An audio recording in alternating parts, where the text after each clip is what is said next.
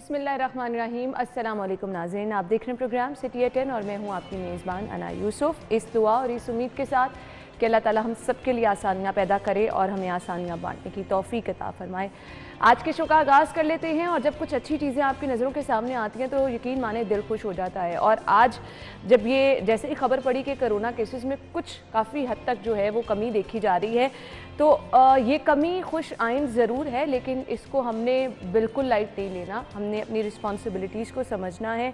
बाज़ार वगैरह तो खुले हैं, जहाँ कहीं पे भी आपने जाना है आपने ये चीज़ ज़रूर समझनी है कि अगर केसेस कम हो रहे हैं तो आप लोगों के लिए अब ज़्यादा ज़िम्मेदारी का मुज़ाहरा करने का वक्त है कि आपने इसको कंट्रोल करना है।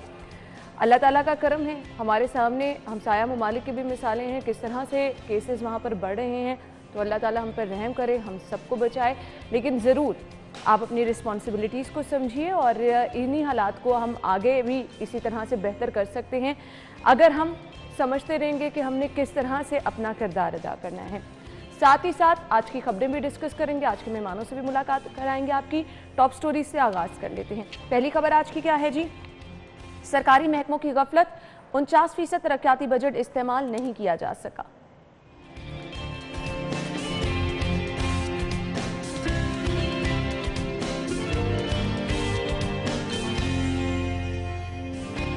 एलडीए सिटी की तीसरी बिल्डिंग मुसलसल इल्तवा का शिकार, फायर होल्डर्स को परेशानी का सामना।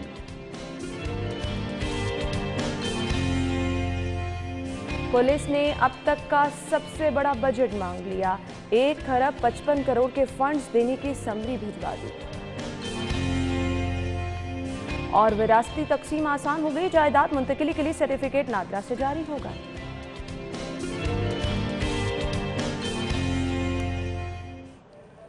जी तो नाज़रीन, ये थी हमारी आज की टॉप स्टोरीज। इन्हें डिटेल में डिस्कस कर लेते हैं। स्टूडियो में हमारे साथ हमारे सीनियर रिपोर्टर दुर्रे नायाब मौजूद हैं। अस्सलाम वालेकुम दुर्रे नायाब। वालेकुम अस्सलाम। क्या हाल चाल है? बहुत अल्लाह का शुक्र है। दुर्रे नायाब, पहली खबर की तरफ जाएंगे। केसेस कोरोना के कम हुए हैं और अस्पतालों की ओपीडीज खबर के मुताबिक मुकम्मल तौर पर फाल हैं। अस्पतालों पे जिस तरह से बोझ बढ़ गया था, ओपीडीज फाल नहीं थी। जो दूसरे अमराज में मुब्तला मरीज आ रहे थे वो बेचारे परेशान थे। बिलाशुबा ये खुश आइंद है, लेकिन हम इसको ये नहीं कह सकते कि अब हम पहले की तरह गैर जिम्मेदारी का मुजाहरा करें, जहाँ जी जाता जाएं। देखें जी, ये इसके बहुत अच्छे असरात और मुरतब हो सकते थे अगर जब हुकूमत पंजाब लाहौर डिवीज़न की इंतज़ामिया की जानिब से पहले लॉकडाउन की तजवीज़ दी गई और रमज़ान मुबारक के आगाज़ से कबल ही कहा गया कि हफ्ता या कम से कम 10 दिन का मुकम्मल लॉकडाउन कर दें। उसके बाद दूसरा अशरा रमज़ान मुबारक का और तीसरा अशरा फिर आप कारोबारी एक्टिविटीज़ को बहाल कर दें और उसके बाद ईद गुजार के आपको इसके और अच्छे असरात मिलेंगे। चलें, अनफॉर्चुनेटली वो फेडरल गवर्नमेंट का डिसीजन था, प्रोविंशियल गवर्नमेंट उस तरह से वज़न नहीं उठा सके इस तजवीज़ की। उसके बाद जो मरहलावार आपने लॉकडाउन किया, स्पेशली जो आपने हफ्ता इतवार को स्मार्ट लॉकडाउन करके क्लोज डे बनाए, उसके बहुत ही ज़्यादा अच्छे असरात हैं। और इसमें ज़ाहिर बात है हमारी लाहौर की इंतज़ामिया, कमिश्नर लाहौर इसमें मुस्तहिक हैं। ये उनकी तजवीज़ थी, जब उन्होंने देखा कि लॉकडाउन 100% नहीं लगाने की तजवीज़ मंजूर की जा रही तो उन्होंने स्मार्ट लॉकडाउन, छोटे छोटे लॉकडाउन, डेज़ वाइज लॉकडाउन जो है वो तजवीज़ किए और उसके आपको अच्छे असरात नज़र आए। इंशाल्लाह ये और भी अच्छी सूरत हाल होगी। सिर्फ इंतज़ामिया इसको इसलिए सेलिब्रेट नहीं कर रही, मेरी कल भी बात हुई कमिश्नर साहब से, वो इसको इस तरह खुशाइन करार नहीं दे रहे कि लोग बहुत ज़्यादा इसको दिल पे ले जाएंगे और आसानी करेंगे, इतने जिंदा दिल हैं और वो फिर किसी चीज़ की पासदारी नहीं करेंगे। आप रात देखें जो लेट नाइट ऑपरेशन हुआ है उसमें बड़े बड़े नाम थे, MM आलम रोड, गुलबर्ग जैसे ऐसे पोश इलाके जहाँ पे गरीब लोग नहीं जाते, पढ़े लिखे लोग जाते हैं, लेकिन वो भी अंदर बैठ के डाइनिंग कर रहे थे और ये तमाम आउटलेट्स डाइनिंग करवा रही थी जिसमें अच्छा, आई मस्ट से ये क्रेडिट कमिश्नर साहब को जाता है कि हालात कंट्रोल होने के बावजूद भी वो रात गए इस तरह से शहर के दौरे कर रहे हैं। फॉलो अप ना करें तो हमारी खबर का कुछ असर नहीं होता। तो ये तो इंतजामिया उनकी कहा का, उनका सुने का, उनका जो ऑर्डर्स हैं उस पर कौन इंप्लीमेंट करेगा और इन हालात में सही जब लोग घरों में बैठ के तंग हो रहे हैं। बिल्कुल आपने सही कहा। खैर, एक और अच्छी खबर है वो भी आपके साथ शेयर कर लेते हैं। तो आज हम अच्छी खबरों से ही आगाज कर रहे हैं। पाकिस्तानी कोरोना वैक्सीन जो है वो भी तैयार की गई है और पाकिस्तानियों के लिए अच्छी खबर है। पाकिस्तानी वैक्सीन की टेस्टिंग कामयाब होगी। क्या कहेंगे दुर्रे? देखें जी, ये जो पाक वैक है, हमारी जो वैक्सीनेशन है, इसकी बड़ी अशद ज़रूरत थी। उसकी वजह आपने देखा है कि पूरी दुनिया में ये जो वैक्सीनेशन प्राइवेटली परचेज की जा रही है और पाकिस्तान में अगर पहुंच उसकी पड़ रही है, बहुत सारी बातें उठाई गई कि ये तो बहुत सस्ती पड़ती है, इसको इतना महंगा क्यों किया गया। लेकिन आपने 8,000 और 12,000 की ये डोजेज तजवीज़ कर दी। जो कि एक आम आदमी की पहुंच से बहुत दूर है। हमारा तो ज़्यादा मुतवस्सित तबका जो है वो दिहाड़ीदार है, कम आमदन का जो रखता है वो है, जिसके वसाइल बहुत ज़्यादा कम हैं, फिर फैमिली बड़ी है, कमाने वाला एक या दो है, तो इस तरह के मसाइल के शिकार है। हम तो 8 या 12 हज़ार की वैक्सीनेशन अफोर्ड नहीं कर सकते, और अगर उसके घर के 8-10 अफराद हैं तो वो किस तरह अफोर्ड करेगा। तो डेफिनेटली इसको या तो हुकूमत जिम्मेदारी लेती और जो आपको पाकिस्तान में पहुंच पड़ रही थी उसी पे मुहैया कर देती, ना कमाती। कभी किसी चीज में सरकार को नहीं भी कमाना चाहिए, जरूरी नहीं है कि आप उसके अंदर फायदा देखें, बेशक गुड सेंस में फायदा देखें। वो जो उस वसाइल से आप जनरेशन करें, बेशक आप उसको ये बहाना दें कि जी हम उसको आवाम पर ही खर्च करेंगे, हम उसको सरकारी खजाने में शामिल करेंगे, आपका उज़र, आपका जवाब अपनी जगह। लेकिन हम अब पाकिस्तान की जो वैक्सीनेशन बनाने की तरफ जा रहे हैं, अल्लाह करे कि ये वही पैसे उस पर लगें और वही पैसे लोगों से लिए जाएं जो इस पर अखराजात आए हैं, और वो बहुत कम अखराजात होंगे। हमारी लोकल प्रोडक्ट है, हमारे ऊपर रिसर्च जो इसकी की गई है, हमने तमाम अखराजात खुद बेयर किए हैं, हमारी लेबॉर्ट्रीज़ पे हमारे तमाम सैम्पलिंग, उसके बाद टेस्टिंग का जो अमल है वो लाया गया। तो मेरा नहीं ख्याल कि इसको बहुत ज़्यादा महंगा होना चाहिए, ये गरीब की दस्तरस में होनी चाहिए, इसका मकसद ये था। और इसका फ़ायदा भी तब होगा ना आप जब तक टारगेट ऑडियंस की नीड पर नहीं अब देखें आप अना, हम कितनी देर तक लोगों से, ममालिक से, तरक्की पजीर ममालिक से वैक्सीनेशन मांगते रहेंगे। हाल तो हमारा यही है ना कि हम मंग मंगैये पे चल रहे हैं।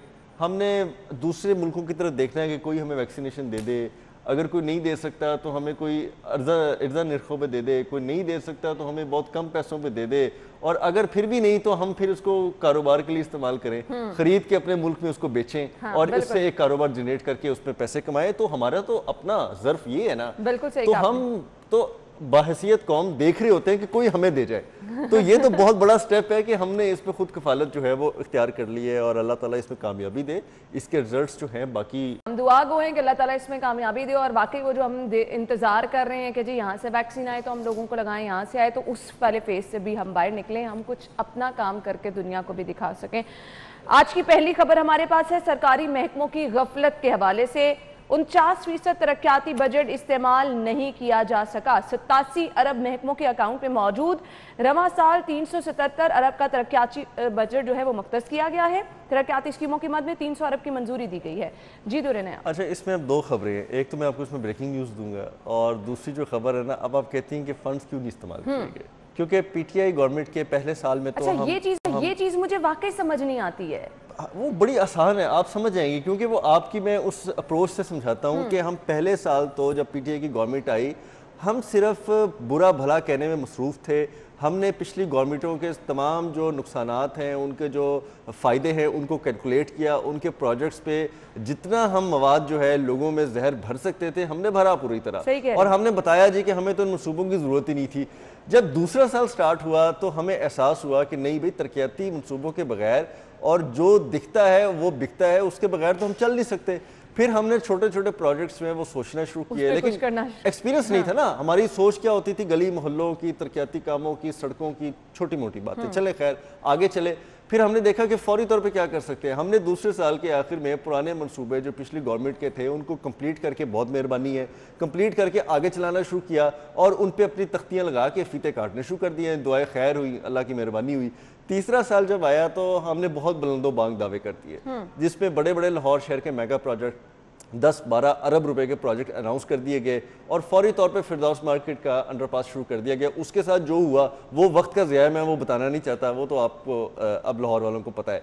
तो डेफिनेटली हमने 3 साल तो ऐसे ज़ाया कर दिए। जब फंड्स आपके पास थे, हर साल तरक्याती बजट रखा जाता था, उसको यूटिलाइज भी करना था, वो ज़ाया करके अगले साल में धकेल दिए जाते थे। किसी से नहीं पूछा जाता था कि भाई आज सीमेंट, बजरी, लोहा जो है वो इतना कम कीमत पे है, अगर हम इसको यूटिलाइज आज नहीं करते, फंड्स को एक चीज नहीं बनाते, तो अगले साल ये दुगनी और तिगनी कीमतों पे चला जाएगा। उसका जवाबदेह कौन होगा? आज एक प्रोजेक्ट 50 लाख में बन रहा है, कल ये प्रोजेक्ट 75 लाख में बनेगा, तीसरे साल में 1 करोड़ क्रॉस कर जाएगा। भाई कौन पूछने वाला है? आपकी गफलत का सिर्फ ये तो हल नहीं है ना कि हम अखबारों में सिर्फ यही छापते रहे कि आपने फंड्स इस्तेमाल नहीं किए, गफलत नहीं की, आपने मुजरमाना गफलत की है। आपने हर उस चीज को, हर उस फंड को ना लगा के वो तमाम तर महंगाई और महंगी अशिया की एक्सेलरेशन में मदद दी है, जो आज हम कितने के मंसूबे थे, कहां तक पहुंच गए, कितने अरबों रुपए का इजाफा हो गया। कोई आप रिस्पॉन्सिबल यही नहीं। माजी की हुकूमतों में जब ये तनकीद करते थे तो ये कहते थे कि मुजरमाना गफलत है। आज एक एक पाई ना खर्च करने का कौम से हिसाब लिया जाएगा जी, बिल्कुल। कि आपने कौम पे पैसे नहीं खर्च किए।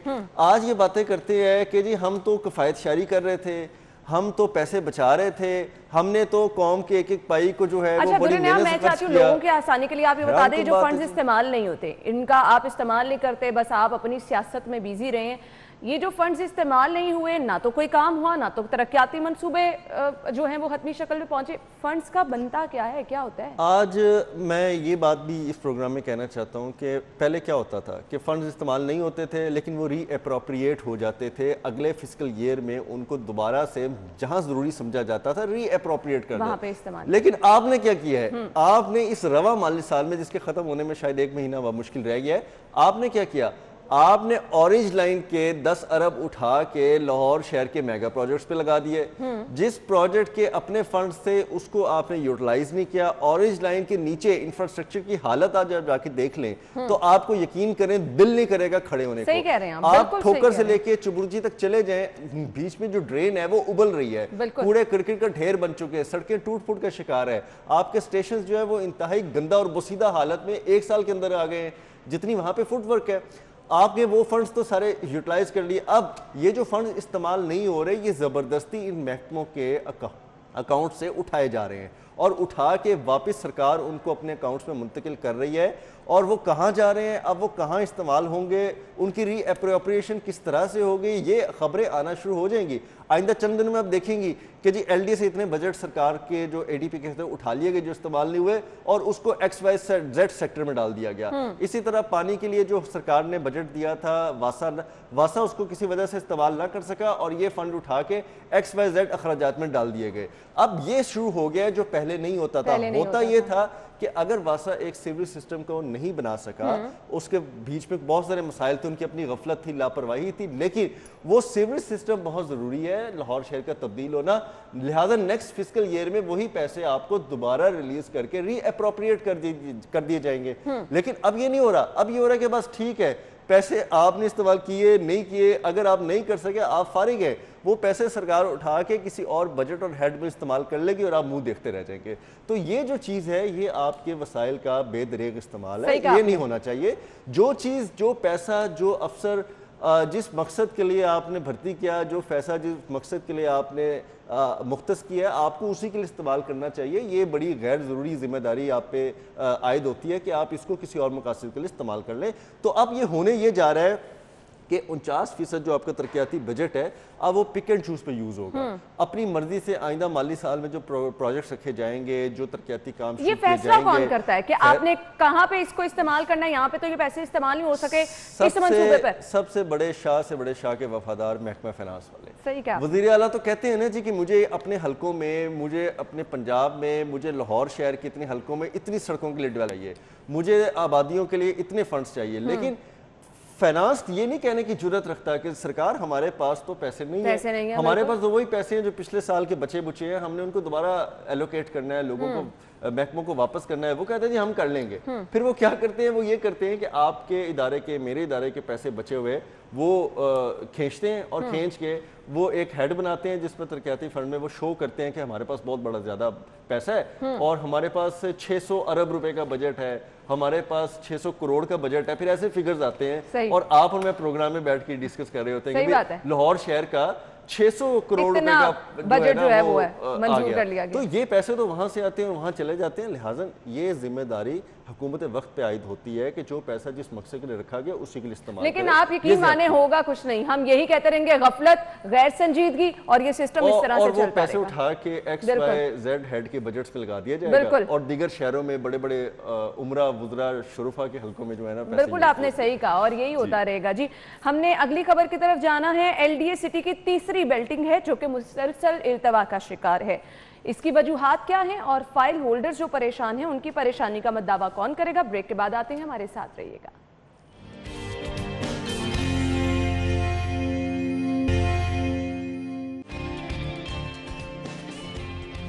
ब्रेक के बाद खुशामदीद। अगली खबर है जी LDA सिटी के हवाले से, जिसकी तीसरी बेल्टिंग मुसलसल इल्तवा का शिकार है। दुरे नायाब क्यों है ऐसा? ऐसा है जी कि हमने प्राइवेट सोसाइटियों को फ़ायदे देने हैं, हमने बतौर सरकार अपनी सोसाइटी डेवलप नहीं करनी, और हमने ये तासर देना है कि सरकार ना अहल है, किसी को घर की छत फराहम नहीं कर सकती, किसी को एक प्लॉट देने का भी उसका जो है ना वो ना दिल है ना किरदार है।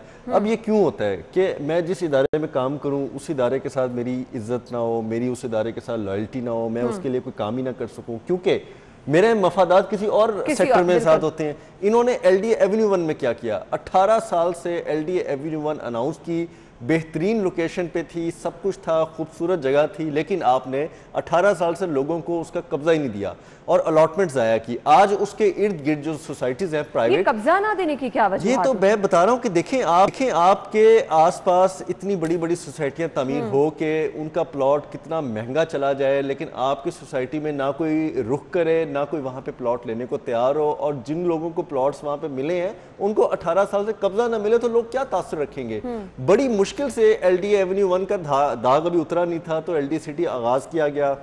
नैब ने तहकीकात की, पूरी आपकी जुडिशरी भी उस पर तहकीकात में इन्वॉल्व रही। उन्होंने देखा कि इस प्रोजेक्ट को फास्ट ट्रैक पे लाया जाए।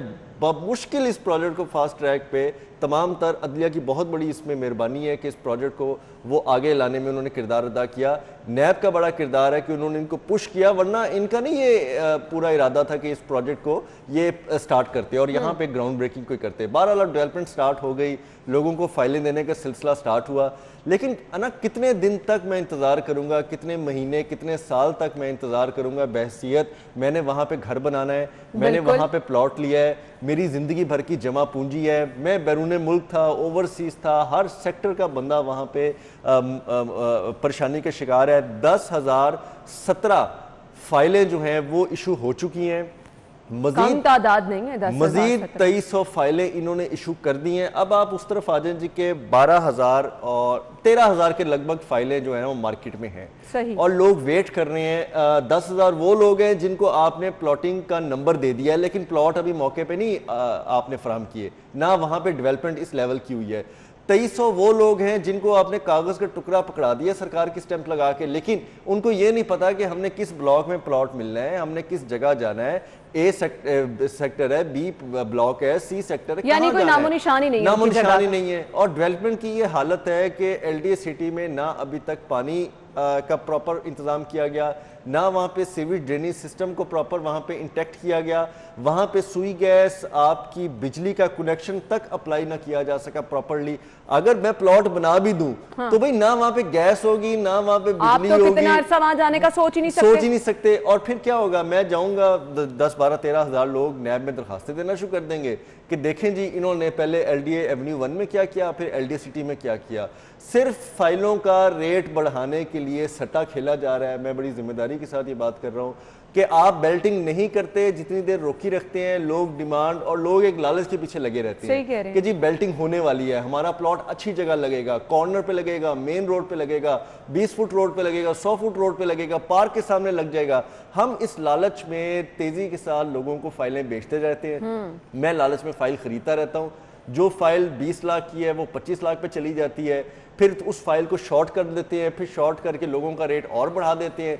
ये सिर्फ खेल खेला जा रहा है। असूली तौर पे इन्होंने 4 डेट अनाउंस की हैं, अब इनको 5वीं डेट का इंतज़ार नहीं करना चाहिए। इन्होंने ईद से पहले ऐलान किया था, ईद के फौरी बाद इनको बैल्टिंग करनी चाहिए थी, इन्होंने नहीं की। 2020 से ये मामला इल्तवा का शिकार है। 21 आ गया, जनवरी में डेट दी, फरवरी में आ गई, मार्च हो गया, जून आने के करीब है, ये लोग बेल्टिंग नहीं कर रहे। और आप 10,017 लोगों को कह रही थी, मैं कहता हूं कि 2300 लोग जिन्होंने लाहौर शहर के अंदर सरकार के इस सोसाइटी में इन्वेस्टमेंट की है, अपनी ज़िंदगी की जमा पूंजी दाव पे लगाई हुई है, और इस इदारे के जिसके वज़ीर आला खुद चेयरमैन है, उनको नोटिस लेना चाहिए। आगे कुछ नजर ये मामूली बात नहीं है। अच्छा दुरे नायाब, मुझे समझ नहीं आती, ये एक इंसान की पूरी ज़िंदगी की जमा पूंजी है, पूरी ज़िंदगी में आप ख्वाब ये देखते हैं, जितनी मर्जी मेहनत कर लें आपका ख्वाब होता है अपना घर बनाने का। अब ये तो सरकार के अंदर सारी चीज़ें हैं, बाकी हाउसिंग स्कीमों का भी ये हाल है।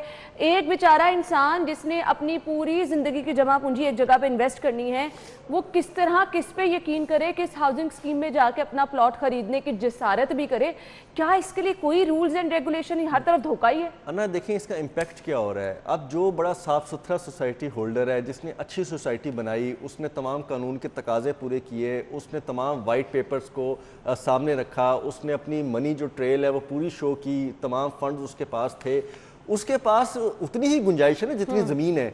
वो तो इतनी लाहौर की बढ़ती हुई ज़रूरत को पूरा नहीं कर सकता। वो प्लॉट का फिर रेट को मीट करते करते उनको नई प्लॉटिंग के लिए ज़मीन जितनी महंगी होती जा रही है, फिर उसी हिसाब से आपकी ज़मीन जो है वो रेट कहीं से कहीं पहुंच जाएगा। सरकार बस कुछ अपने मफाद की खातिर इस प्रोजेक्ट्स को, सरकारी प्रोजेक्ट्स को लेट और डिले करती रहती है, और इससे नुकसान लोगों का होता है, फ़ायदा जो है वो आसपास के जो प्राइवेट सोसाइटी वाले हैं उनका होता है, और धोखा इसमें जितना है उतना मैं कहूँ उतना कम है। आप मेरा जितना मैं घंटा भी दे देना तो मैं आपको सोसाइटियों के अंदर लोगों को लुटने की दास्तानें, लोगों के साथ फ्रॉड, लोगों के साथ धोखाधही की जो किस्से हैं वो बता सकता हूँ। प्राइम मिनिस्टर ने एक तरफ ये विजन दिया हुआ है कि जी किसी के साथ ज्यादती ना हो, घर बनाना सबके लिए आसान हो, उनकी दस्तरस में हो। दूसरी तरफ ये लैंड माफिया जो है वो ग्रीन सोसाइटीज़, ग्रीन एरियाज़ पे सोसाइटियाँ काट काट के लोगों को फॉर नथिंग ज़मीनों पे बिठाई जा रहा है। ना वहाँ पे कोई सीवरेज है, ना पानी है, और सरकार जो उनके साथ कर रही है वो आपने अलहदा हाल देखा। मैं चले आपको ये बता देता हूँ, प्राइम मिनिस्टर आए लाहौर में, LD सिटी के साथ LD सिटी अपार्टमेंट्स का संगे बुनियाद रखा, आपने भी देखा। आज इस बात को 2 महीने होने के करीब आ गए हैं, उस LD सिटी अपार्टमेंट्स पे एक ईंट तक नहीं लगाई जा सकी, जहां पे कम आमदन वालों को अपार्टमेंट्स देने थे। अब सरकार अपना काम कर गई, प्राइम मिनिस्टर अपना काम कर गए, चीफ मिनिस्टर ने अपना काम कर दिया, LDA ने पॉलिसी बना दी, वाइस चेयरमैन LDA ने दिन रात मेहनत करके आपको एक नक्शा खींच दिया कि ये लोग इसमें अपार्टमेंट ले सकते हैं, इनकी तनख्वाह ये होगी, बैंक ये करेगा, लीज इतना होगा। लेकिन अब LDA को जब काम करने की बारी आई तो उनको अंडरपासेस, फ्लाईओवर, मेगा प्रोजेक्ट, उनसे फुर्सत नहीं है, क्योंकि वहां पे कमीशन मिलते हैं, वहां पे किकबैक्स मिलते हैं। यहाँ पे गरीब बंदे के 17 लाख रुपए का, अगर उसको 5 मरले का, 27 लाख रुपए का 3 मरले का, अब मिसाल के तौर पे मैं दे रहा हूँ, अगर उसको अपार्टमेंट मिल जाता है, वहां से इनको क्या मिलना है? बिल्कुल सही। वहां से किस गरीब ने इनको कमीशन देना है? वहां से सरकार जिसके अंदर खुद वो एक अपार्टमेंट के लिए 3 लाख रुपए की सब्सिडी दे रही है, वहां से इंजीनियर्स को क्या मिलना है? और ये इंजीनियर्स इतने बेईमान और बदनीयत हैं कि आप इसका अंदाज़ा सिर्फ इसी, मैंने जो इतना नक्शा खींचा 20 मिनट लगा के, आप अगर उसी से अंदाज़ा लगा लें तो आपको अंदाज़ा हो जाएगा कि ये हमारे गरीब आवाम के साथ बेईमानी क्या कर रही है, हमारी उस कौम के साथ जिन्होंने पैसे पता नहीं किस तरीके से दिन रात मेहनत करके लोगों का ये मसला कभी हल नहीं होगा। वो इस ज़हनी इस्तराब से कभी बाहर नहीं आएंगे कि उन्हें अपने पैसे कहाँ इन्वेस्ट करने हैं, कहाँ पर उनके साथ इंसाफ। बिल्कुल, देखिए आप पहले आप इस ज़हन रहते हैं कि आपने कहाँ इन्वेस्ट करने हैं, फिर जब इन्वेस्ट कर लेते हैं तो आप दुगने इस्तराब में चले जाते हैं कि आपको प्लॉट नहीं मिल रहा, आपको अब पोजेशन नहीं मिल रहा, और वो टेंशन सबसे ज्यादा है। आप पैसा अपना पूरी जिंदगी का लगा चुके होते हैं, आपके पास एक पर कैपिटा आमदन है ही क्या? आप मुश्किल सारी उम्र मेहनत करके 20, 25, 30 लाख रुपए जमा करते हैं, आप उसका प्लॉट लेते हैं कहीं जाके। अब तो खैर वो 20-25 लाख वाली बात भी नहीं रही लाहौर शहर में 5 मरले का। अगर आपने अच्छी जगह पे प्लॉट लेना है सोसाइटी में, आप नहीं ले सकते, आपको ऊपर जाना पड़ता है। फिर आप क्या करते हैं? लोन लेते हैं, कहीं से अपनी तनख्वाह पे आप कोई लोन लेते हैं, आप अपने कुछ नौकरी जहाँ कर रहे होते हैं वहाँ से एडवांस तनख्वाहें ले लेते हैं।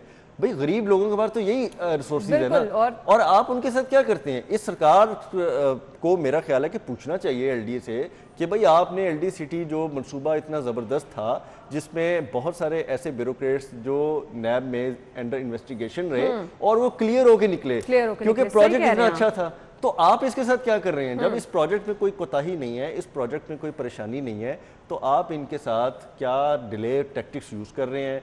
चंद पैसों की खातिर, चंद फाइलों के रेट्स बढ़ाने की खातिर।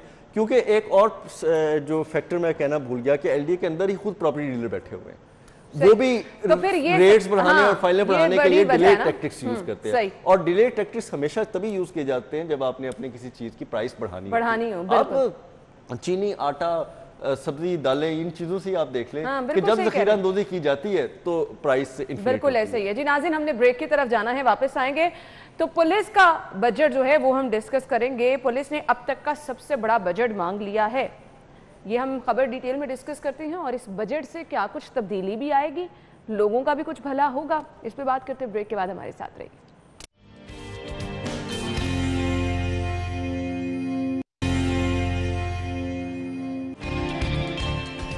ब्रेक के बाद आपको खुशामदीद कहेंगे और खबर यह है जी 1 खरब 55 करोड़ रुपए के फंड्स देने की समरी भिजवाई गई है। पुलिस ने अब तक का सबसे बड़ा बजट मांग लिया है। क्या होने वाला है इस बजट से? जी आप देखें 83% तो उसमें तनख्वाहें हैं सिर्फ। आपका इनके 100% का 83% बजट जो है वो सिर्फ तनख्वाहों पे मबनी है। यानी कि उससे आपने सब तनख्वाहें देनी है लोगों की, पुलिस अफसरान की, पुलिस के स्टाफ की, पुलिस के जवानों की, पुलिस के सिपाहियों की, या जितने भी आपके एक्सपेंस है, पेंशन ही उसके अंदर शामिल होंगी। बाकी आपका रह गया 17% बजट।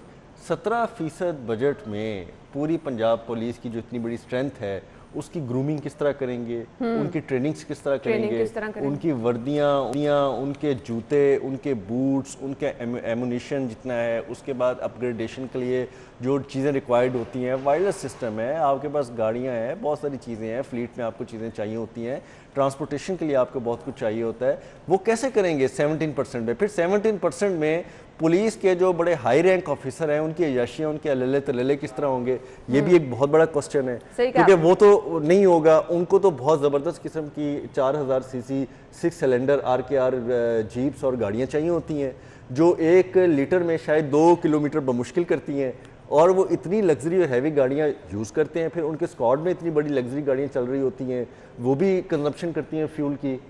उसके बाद उनके साथ जो 20-20, 25-25 पुलिस मुलाजम स्क्वाड और सिक्योरिटी में होते हैं, उनके भी अखराजात होते हैं। फिर उनको खाना भी प्रोवाइड करना होता है।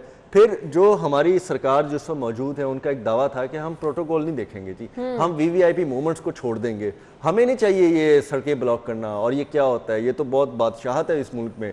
अब वो बादशाहत डबल हो गई है, हमने अब वो बादशाहत को भी लुक आफ्टर करना है। मैं बाहसियत पुलिस बन के अपनी तमाम वो जिम्मेदारियां बता रहा हूँ जिसके लिए मुझे ये फंड चाहिए। और हमने एयरपोर्ट से गवर्नर हाउस या हमने चीफ मिनिस्टर ऑफिस तक अगर कोई VVIP आता है तो उसके लिए सैकड़ों पुलिस वाले खड़े करके उनको मोबाइल कैंटीन में खाना चाय जो भी देना है वो भी जिम्मेदारी करके फिर उनको पिक एंड ड्रॉप करते हैं बसों से।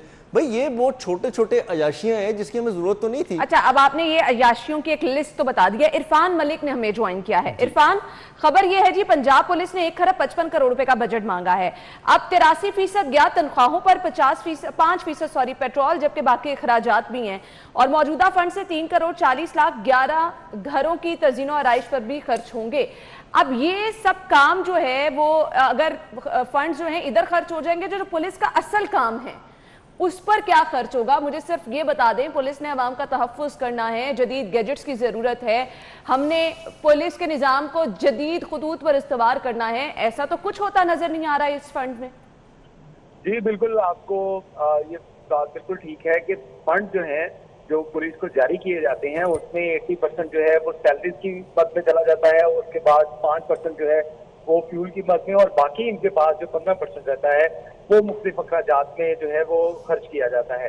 लेकिन अगर हम इंटरनेशनल मार्केट के अंदर इसका तजिया करें तो देखा जाए कि जो तरक्की पजीर ममालिक हैं, तरक्की पसंद ममालिक हैं, वहाँ पर 20 से $25 जो है वो पर पर्सन के ऊपर जो है वो खर्च किया जाता है। लेकिन अगर लाहौर की या पंजाब की आबादी देखी जाए तो उसमें जो पाकिस्तान में जो पंजाब में खसूसी तौर पे जो फंड खर्च किया जाता है एक आम आदमी के ऊपर, जो उसकी सिक्योरिटी पे या उसके लिए जो फैसिलिटीज हैं पुलिस स्टेशन की जानिब से, उस पर सिर्फ $5 से $6 जो है वो खर्च किया जाता है। तो इसमें जो कहा जाता था कि पुलिस को हम पावर्स देंगे, इदारों को हम जो है मुस्तहकम करेंगे, वो हमें अभी इस सूरत हाल में किसी जगह पे होता हुआ नजर नहीं आ रहा। तो इसी वजह से आप देखें कि पंजाब के अंदर खुसूसी तौर पे अगर बात की जाए तो करप्शन की रेशो जो है वो बाकी सूबों की निस्बत ज्यादा होती है, और जहाँ पे लोगों को शिकायत जो है पुलिस से वो भी पंजाब पुलिस से ज्यादा नजर आती है। और इसी वजह से ये हर दफा यही कोशिश की जाती है कि पंजाब पुलिस का इसकी जो ट्रेनिंग है इसके ऊपर ज्यादा से ज्यादा पैसे खर्च किए जाए, लेकिन जब फंड आता है तो उसमें ये सारी चीजें जो है वो नजरअंदाज कर दी जाती हैं। जिसके बाद हम थाना कल्चर की तब्दीली के दावे जो सुनते थे वो हमें सिर्फ किताबों में नजर आते हैं, दावों में नजर आते हैं, या जब वो कंटेनर पे ये गवर्नमेंट थी तब नजर आते थे। लेकिन अगर ग्राउंड रियलिटी देखी जाए तो पिछले 3 साल से ना तो पुलिस की सैलरीज बढ़ी, और अगर हम छोटे अमले की बात करें जो ग्रेड 1 से लेकर ग्रेड 14 तक के जो एहलकार हैं उनकी हालत जो है वो कसम कुर्सी के अंदर उनको गुजारनी पड़ रही है, क्योंकि जो सैलरीज मिल रही हैं उसमें अपने घर का बजट बनाना उनके लिए भी मुश्किल होता है। तो इस तरह जो हम ओवरऑल बात करें तो इसमें एक तो पुलिस के और फोर्स के ऊपर बड़े पैसे कम खर्च किए जाते हैं, और उसके साथ साथ आवाम की जो सिक्योरिटी के लिए जो पैसे खर्च किए जाने चाहिए उसके अंदर भी खासी कमी नजर आती है। हमें तरक्की पसंद ममालिक और अपने दरमियान जो है वो गैप, एक बड़ा गैप नजर आता है। जब तक इस गैप को कंप्लीट नहीं किया जाएगा तब तक हालात दूर से दूर रहेंगे। ठीक है, बहुत बहुत शुक्रिया इरफान। क्या कहना चाहेंगे दुर्रे? इरफान भाई ने तो दरिया को कूजे में बंद कर दिया, और बात उनकी हर तरफ से बड़ी बैलेंस थी कि अगर आप एक आम शहरी के साथ जो सिक्योरिटी पर खर्च कर रहे हैं उसका तनासब क्या है, और एक सिपाही पे जो खर्च हो रहा है उसका तनासब क्या है। अब ये अयाशियों वाला जो 10% रह गया है, ये तो फिर मैं वहीं पे वापस लेके जाऊंगा कि अफसरान और ब्लेस जो पुलिस ऑफिसर्स हैं, जो हाई रैंक ऑफिसर्स हैं, जो आपके लेस देन मैं समझता हूँ डीएसपी से नीचे नहीं होंगे, उनकी देखें अखराजात, उनकी गाड़ियाँ, उनका लग्जरी अखराजात, उनके घर, उनकी अपग्रेडेशन, उनके मामलात वो किस तरह से चलते हैं। और पुलिस देखें ना, 1 खरब 55 करोड़ का बजट लेके भी जब नाकों पे आपने बैरियर किसी से स्पॉन्सर कराने हैं, ठीक है, वहाँ पे एक ब्रांडेड बैरियर लगा होगा, बैरियर जो रखा होगा उसके ऊपर XYZ किसी फैशन स्टोर का डिजाइन का नाम होगा, किसी पेंट कंपनी का नाम होगा। तो जब आपने ये काम भी आपने करने हैं और उसका नो यूज, उससे कोई गाड़ी टकरा जाए तो शायद गाड़ी को भी कोई नुकसान ना हो, बिल्कुल सही। तो आप ऐसे बैरियर लगा के आप क्या लोगों को सिक्योरिटी दे रहे हैं, बजाय सिर्फ तंगी ख्वारी के कि लोग घंटों घंटों लाइनों में लगे रहे, पीछे तंग हो, सारे जलील हो के एक छोटा सा नाका क्रॉस करें, वहां भी पुलिस वाले जो है मोबाइलों का इस्तेमाल करते नजर आए आपको, ना कोई रोकने वाला हो। बस ये है जी कि हमने स्लो मूवमेंट कर दी है। अब शायद कोई खुदा ना खासा जो तकरीबकार आ रहा था वो बहुत तेजी से जाके तकरीबकारी नहीं कर सकता, लेकिन स्लो जाके कर सकता है। तो ये आपका मैटर है, उस पे मुझे हमें तो बहसियत कौम, क्योंकि हम भी उस नाकों पे जलील होते हैं, हम कोई जीरो मूवमेंट नहीं लेते हुक्मरानों की तरह। हमारे लिए जब हम GOR से निकलते हैं, IG ऑफिस से निकलते हैं, एयरपोर्ट पे उतरते हैं, आते हैं, हमारे लिए सड़कें रोकी नहीं जाती, हमारे लिए जीरो मूवमेंट नहीं की जाती, और हम इस सिस्टम का हिस्सा हैं, इसलिए हम तनकीद भी करते हैं, हम बात भी करते हैं, हम सवाल भी उठाते हैं कि बता दें ये कौन सी सिक्योरिटी हो रही है, और वो दावे कहाँ गए जो PTA गवर्नमेंट के थे। अब अगर आपने दावे तो कर दिए, वो तो पूरा नहीं कर सके, लिहाजा अब उनके अखराजात भी मीट करें, फिर अखराजात भी मीट करें, दावे उनको 1 खरब 55 करोड़ का बजट। बिल्कुल सही बात है। और फिर दावों की जहां तक बात की जाती है, दावे तो जो भी किए गए थे वो सब के सब जो, और ये भी ना हो सकता है कि ये तारीखी बजट उन्होंने गुस्से में मांग लिया हो। सही बात है, कोई पता नहीं। मैं सही कह रहे हैं आप, मजाक में बात सही कह रहे हैं आप। अगली खबर की तरफ हमने आना है। विरासती तकसीम आसान हो गई है, बहुत सारे लोग इसमें परेशान थे, किस तरह से इसको आसान बनाया गया है, लोगों को इससे कैसे फायदा मिलेगा, ब्रेक के बाद आपको बताते हैं, हमारे साथ रहिएगा।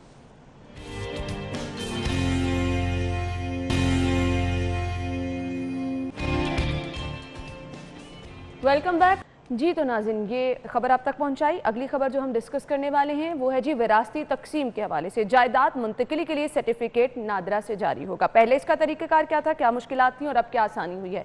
जी दुर्रे नायाब जी, ये बहुत आसानी की बात है और ये लॉजिकली बात है कि आपके खुदा ना खास्ता फैमिली में सरबराह की डेथ हो जाती है और उसके बच्चे हैं, उसकी बीवी है, और ये इंतहाई मुश्किल काम और ये इतना मुश्किल काम था इस चीज़ को एनरोल कराना, किसी की विरासती जायदाद का इंतकाल अपने नाम कराना। LDA में तो भारी रिश्वतें लेके भी लोगों को आने वाली थी, हर तरफ आपको पैसे लेने वाले बैठे। आप देखें ना, अगर एक बंदा फौत हो गया है, उसके 2 बच्चे हैं, उसकी एक बेवा है, वो उसके फैमिली ट्री में नादरा के साथ रजिस्टर्ड है। जब फैमिली रजिस्ट्रेशन सर्टिफिकेट निकाला जाएगा तो उसके साथ वो मुंसलिक नजर आएंगे, तो फिर आपको कौन से ऐसे सर्टिफिकेट की जरूरत है कि यकीन दिलाया जाए? ये क्या करते थे जी कि पहले जाएं अदालत में हक का एक दावा दायर करें, उस दावे के लिए एक वकील हायर करें, वकील हायर करेंगे तो फिर उसकी 1 2 3 पेशियां भी होंगी, उसका वेट करें, और एक 15 मिनट का काम जो आप कर सकते थे इस नए नादरा के सिस्टम के साथ, वो आप 2-3 महीनों में करके वापस लाएं।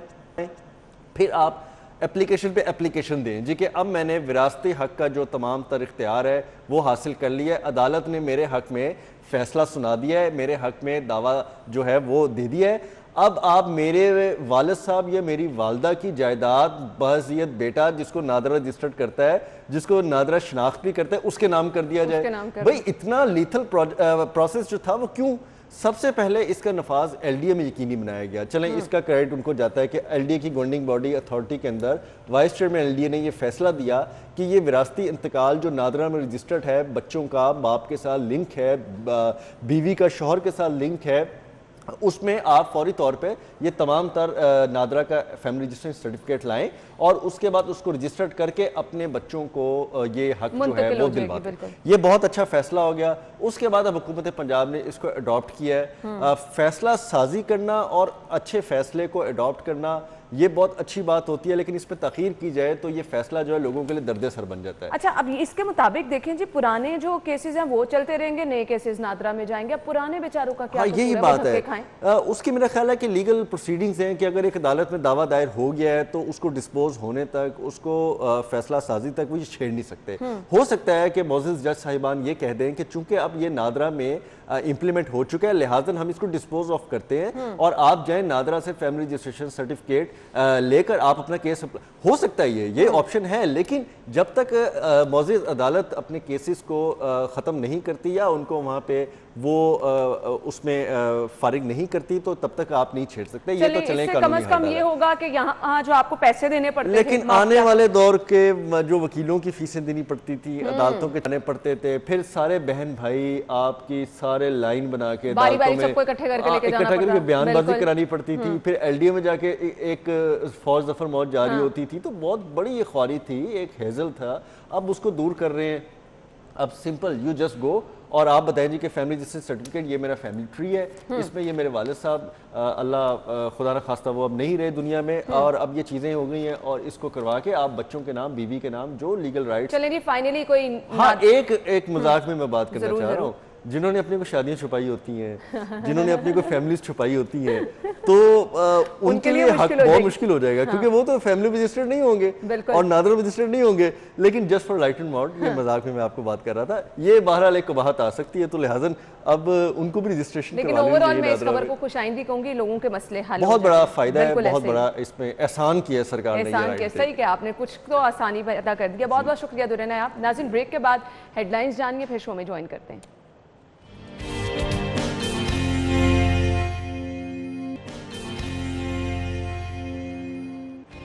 ब्रेक के बाद प्रोग्राम में आपको एक बार फिर से खुशामदीद कहेंगे और प्रोग्राम के इस हिस्से में हम शामिल करने वाले हैं सेगमेंट्स। मौसम की शिद्दत में इजाफा होता जा रहा है, यानी गर्मी जो है वो बढ़ती चली जा रही है। फिलहाल मौसम बाहर कैसा है ये हम जान लेते हैं। हमारे रिपोर्टर फसीउल्लाह बाहर मौजूद हैं। जी बताइए। अच्छा, बिल्कुल शहर भर में गर्मी की शदीद लहर देखी जा रही है और हर आने वाले दिन के साथ इसकी शिद्दत में इजाफा देखा जा रहा है। महकमा मौसमियात के मुताबिक आइंदा 24 घंटे में भी दर्जा हरारत जो है वो गर्म देखा जाएगा और ज़्यादा से ज़्यादा 41 डिग्री सेंटीग्रेड रहने का इम्कान है, जबकि आज कम से कम दर्जा हरारत 25 डिग्री सेंटीग्रेड रिकॉर्ड किया गया है। इसके साथ साथ अगर हवा में नमी के तनासुब की बात की जाए तो आज सुबह के वक्त ये 50% हवा में नमी का तनासुब जो देखा गया है, लेकिन इस वक्त बताया जा रहा है महकमा मौसमियात के मुताबिक कि 24 जो है वो फीसद रिकॉर्ड किया गया है। इसके साथ साथ महकमा जो मौसमियात है उनका ये कहना है कि आइंदा 2 से 3 रोज़ मज़ीद ये सिलसिला जारी रहेगा, चूँकि गर्मी की शिद्दत आए रोज़ बढ़ती चली जा रही है और 40 डिग्री सेंटीग्रेड जो है वो मामूल की रूटीन बन चुकी है। और शहर जो लाहौर है यहाँ पर भी दर्जा हरारत की यही सूरत हाल है कि हर जगह जो है गर्मी की तपिश उसको महसूस किया जा सकता है। अगर बारिशों की बात कर ली जाए तो महकमा मौसमियात के मुताबिक जो बारिशों का सिलसिला है वो जून के मिड से शुरू होने के इम्कानात हैं और यह भी इम्कानात जाहिर किए जा रहे हैं कि इस साल जो है या इस सीज़न जो गुज़श्ता सीज़न है उससे ज़्यादा बारिशें रिकॉर्ड की जाएंगी। ताहम शहरियों को इसके लिए इंतज़ार करना पड़ेगा और माह जून के मिड से ये सिलसिला जारी रहेगा, लेकिन अब जो है मज़ीद 2 से 3 दिन इस गर्मी की लहर को बरकरार देखा जाएगा और जो दर्जा हरारत है वो 40 डिग्री सेंटीग्रेड जो है वो ज़्यादा से ज़्यादा रहने के इम्कानात हैं।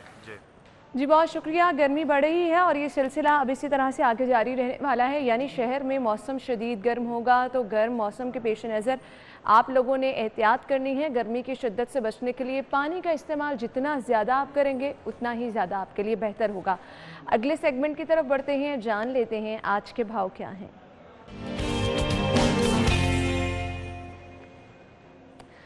जी तो नाज़रीन, हमारे साथ फरहान यामीन मौजूद हैं। फरहान की तरफ चलते हैं, उनसे जानते हैं मार्केट में सब्जियां आज किस कीमत में मिल रही हैं। जी फरहान। आज जी बिल्कुल, मार्केट कमेटी की जानिब से जो आज रेट जारी की गई है उसके मुताबिक आलू नया दर्जा अव्वल जिसका वज़न 150 ग्राम में उसका रेट जो कम से कम है 37 रुपये, जबकि ज़्यादा से ज़्यादा 40 रुपये फ़ी किलो में फ़रोख्त किया जाएगा। इसी तरह जो आलू है दर्जा दोम जिसका वज़न जो 100 ग्राम फ़ी दाना है उसका जो रेट है वो 31 रुपये कम से कम है, ज़्यादा से ज़्यादा 34 रुपये है। इसी तरह आलू सफ़ेद उसका कम से कम रेट 26 रुपये है, ज़्यादा से ज़्यादा 28 रुपये है। प्याज दर्जा अव्वल जिसका वज़न 110 ग्राम फ़ी दाना है उसका जो कम से कम फ़ी किलो रेट है वो 21 और ज़्यादा से ज़्यादा 23 रुपये फ़ी किलो उसका जो रेट आज से ज़िला इंतज़ामिया की जानिब से जारी किया गया है। इसी तरह प्याज दर्जा दोम जिसका वज़न कम से कम 70 ग्राम फ़ी दाना है उसका कम से कम फ़ी किलो रेट 70 रुपये और ज़्यादा से ज़्यादा 19 रुपये रेट है। प्याज दर्जा सोम जिसका वज़न 70 ग्राम है उसका फ़ी दाना जो वेट होगा 70 ग्राम होगा उसका कम से कम जो ज़िला इंतज़ामिया की जानिब से रेट जारी किया गया है वो 13 जबकि ज़्यादा से ज़्यादा 15 है। टमाटर दर्जा अव्वल जो 19 रुपये फ़ी किलो है ज़्यादा से ज़्यादा 21 रुपये फ़ी किलो में फ़रोख्त किए जाएंगे। टमाटर दर्जा जो फ़ी दाने का जिसका वज़न 50 ग्राम है उसका कम से कम रेट 15 रुपये जबकि ज़्यादा से ज़्यादा 17 रुपये आज जो मार्केट कमेटी उसकी जानिब से जारी किया गया है। इसी तरह टमाटर दर्जा सोम भी मार्केट में मौजूद है, उसमें जो वज़न होगा फ़ी दाने। ठीक है फ़ारान, बहुत शुक्रिया। सब्जियां किस कीमत पर मार्केट में मिल रही हैं फ़ारान ने हमें बताया। और अब आगे बढ़ते हैं, मेरे पास है जी एग रेट्स। सबसे पहले हमारे पास है जी रिटेल प्राइस। रिटेल प्राइस के मुताबिक आप अंडों की खरीदारी कर सकते हैं 146 रुपये दर्जन में। 146 रुपये दर्जन में रिटेल प्राइस के मुताबिक आपको अंडे मार्केट से मिलेंगे। इसके बाद अगर आप जा रहे हैं होल सेल से ख़रीदारी करने के लिए तो होल सेल का रेट क्या होगा, यहाँ पर आप 2 रुपये बचा सकते हैं। 144 रुपये दर्जन में अंडों की खरीदारी कर सकते हैं। और इसके बाद अगर आप जा रहे हैं गोरमे पे तो गोरमे पे आप 145 रुपये दर्जन में अंडों की खरीदारी कर सकते हैं। जी एग रेट्स आपने जान लिए, अगले सेगमेंट की तरफ चलते हैं, जान लेते हैं माल का हाल। करेंसी रेट्स क्या हैं आपको दिखाते हैं।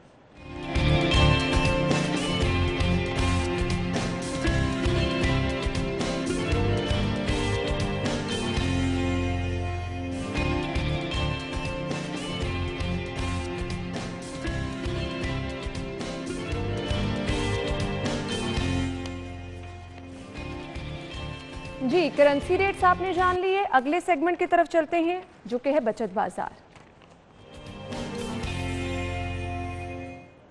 आप बचत कैसे कर सकते हैं, कहां कहां सेल्स लगी हैं जहां जाके आप खरीदारी कर सकते हैं। सबसे पहला ब्रांड है जी हमारे पास जे डॉट, जहां पर अगर आप जाएंगे तो यहां पर अप टू 50% सेल से आप फ़ायदा उठा सकते हैं।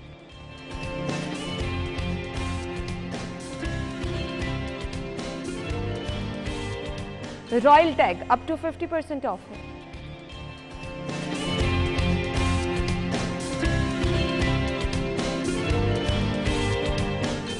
Ideas Gul Ahmed up to 70% of.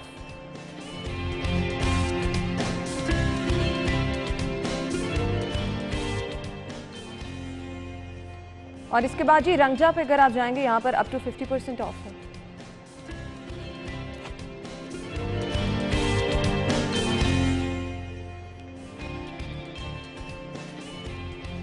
जी तो नाज़रीन सेगमेंट्स हमारे यहाँ पर मुकम्मल हो चुके हैं। हम एक ब्रेक लेंगे, ब्रेक के बाद आपकी मुलाकात करवाएंगे आज के मेहमान से। हमारे साथ ही रहिएगा।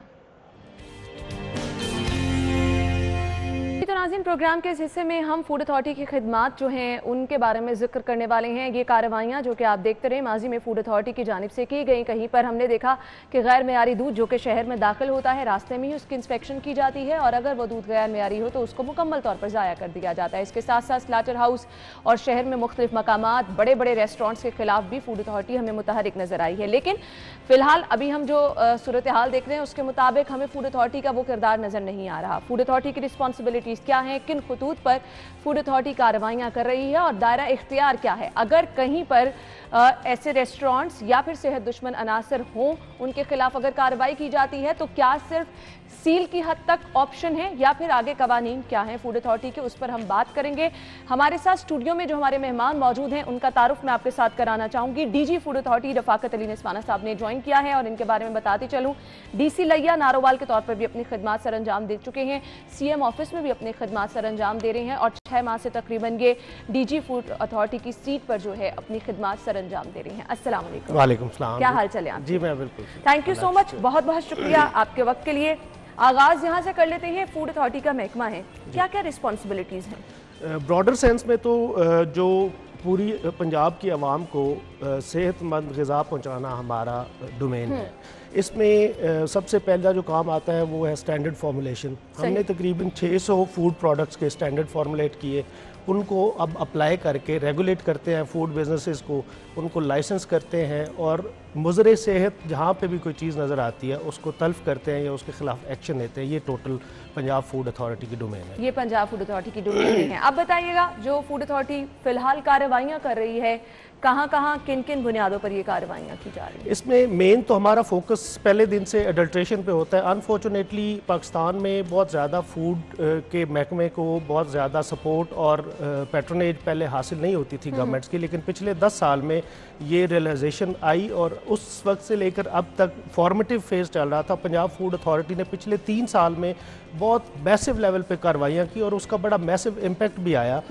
हम बिल्कुल 100% उसकी परफॉर्मेंस की क्लेम नहीं करते हैं, लेकिन मेरे ख्याल से बहुत ज़्यादा इम्प्रूवमेंट आई है और सबसे उसमें इम्पॉर्टेंट फैक्टर जो है वो पब्लिक अवेयरनेस में जो इजाफा हुआ है उससे हमें भी बहुत सपोर्ट मिल रही है और फूड बिजनेसेस को ऑटोमेटिकली एक चेक आ रहा है पब्लिक की तरफ से, जिससे इंशाल्लाह मैं देख रहा हूँ कि फ्यूचर में रोज़ बरोज़ बेहतरी आती जाएगी। अच्छा रफ़ाकत अली साहब, हमने रोज़ाना की बुनियाद पर, क्योंकि हमारे साथ हमारे रिपोर्टर्स खबरें शेयर करते हैं, शहर में दूध दाखिल हो रहा है और उसकी इंस्पेक्शन की जा रही है, फिर स्लाटर हाउस पर जाकर कार्रवाइयाँ की जा रही हैं, बड़े बड़े रेस्टोरेंट नाम जिनके अब काफ़ी हैं वहाँ जाकर भी फूड अथॉरिटी ने कार्रवाइयाँ की। ये सिलसिला अब काफ़ी गैप आ चुका है, क्या वजूहात हैं इसकी?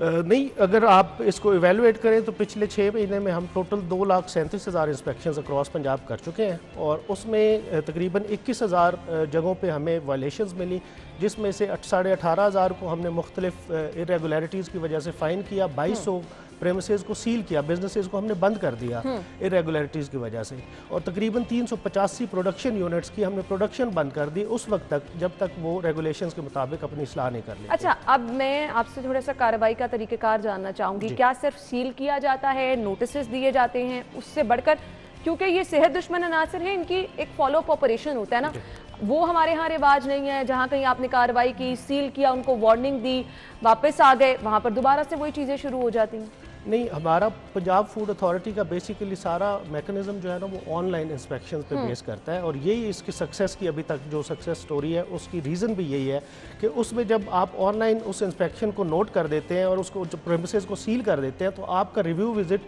1 हफ्ते बाद ऑटोमेटिकली उस पर जनरेट हो जाता है और वो टीम दोबारा वहाँ पे इंस्पेक्ट करती है। यही रीज़न है कि हम बार बार जब जाते हैं तो बहुत सारे केसेस में ऐसा होता है कि लोग वो प्रेमिसेस डी सील खुद से कर लेते हैं, तो हम उनके खिलाफ कार्रवाई करते हैं, FIR लॉन्च करते हैं, उनको दोबारा सील करते हैं और उनका जुर्माना जो है वो डबल हो जाता है। अनफॉर्चुनेटली हमारे यहाँ रियलाइजेशन नहीं है उस तरह की, लोग मतलब गवर्नमेंट के इम्प्लीमेंटेशन को उस तरह से सीरियस नहीं लेते, लेकिन फूड अथॉरिटी की हद तक हम बड़े श्योरिटी से कह सकते हैं कि हम अपने रेगुलेशंस को बड़े वेहमेंटली इम्प्लीमेंट करते हैं और अप्लाई करते हैं। सही। अब मुझे ये बता दें, कोई कवानीन ऐसे हों कि अगर कोई फूड पॉइंट खुलने जा रहा है, हमारे यहाँ तो हर गली मोहल्ले में आपको एक छोटी सी पिज्ज़ा शॉप नज़र आ जाएगी, एक बर्गर पॉइंट नज़र आ जाएगा, एक शवारमा पॉइंट नज़र आ जाएगा, और ये वो लोग हैं जो कि असल सेहत दुश्मन हैं।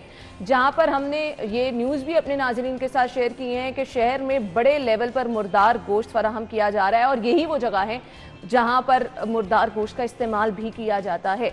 ना तो कोई इनका लाइसेंस लेने का तरीक़ेकार है कि अगर आपने कहीं पर अपनी कोई दुकान या कोई अपनी शॉप आप खोलने जा रहे हैं, कोई छोटा सा रेस्टोरेंट बनाने जा रहे हैं, उसको प्रॉपर रजिस्टर्ड कराएं, अपनी फूड क्वालिटी मेंटेन करें, क्यों ऐसा कोई रिवाज नहीं है?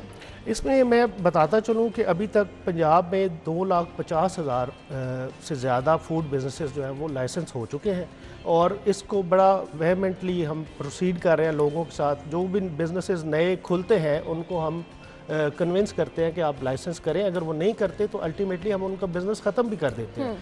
तो जो आप लाहौर की बात करें उसमें सबसे पहले तो मैं ये क्लैरिटी यहाँ पे देना चाहूँगा। पिछले दिनों एक सिटी 42 पे न्यूज़ भी चली कि लाहौर में मुर्दार गोश्त, वो बेसिकली न्यूज़ थी एक्चुअली बहावलपुर की, और हम उस वक्त तक जब न्यूज़ ये ऑन एयर हुई तो हम उस पर ऑलरेडी कार्रवाई कर चुके थे। हमें अगरचे वहाँ न्यूज़ के मुताबिक मिला नहीं कुछ, लेकिन हमने उसकी हाइजीन और बाकी कंडीशंस को देखते हुए उस पर कार्रवाई की।